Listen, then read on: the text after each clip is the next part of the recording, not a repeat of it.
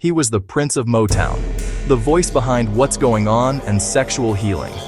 But on April 1st, 1984, Marvin Gaye was shot to death. Not by a stranger, not by a fan, but by his own father. How does a story of fame and music end in such tragedy?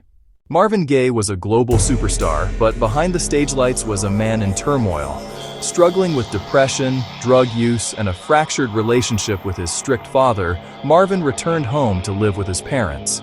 Tensions grew daily, arguments over money, over religion, over respect.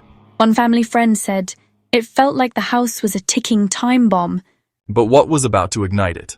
On March 31st, 1984, Marvin intervened in a fight between his parents. The next day, it escalated. Marvin and his father screamed at each other, their decades of bitterness boiling over. Then came the breaking point.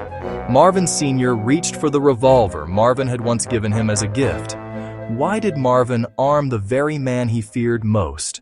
2 shots rang out. Marvin collapsed in his mother's arms, just 1 day shy of his 45th birthday. When police arrived, Marvin Sr. didn't run. He simply told them, "I pulled the trigger." The mystery that haunts fans. Was this cold-blooded murder, or years of family trauma exploding in a single moment?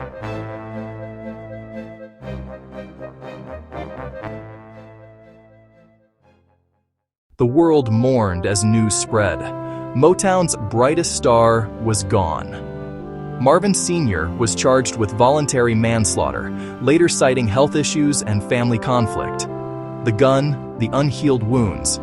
In one heartbreaking truth, Marvin Gaye was killed not by fame, but by the father he could never escape. Marvin Gaye's music still echoes through time, but his story is also a cautionary tale of family, fame, and fragility. Do you think Marvin's death was inevitable? Or could someone have saved him?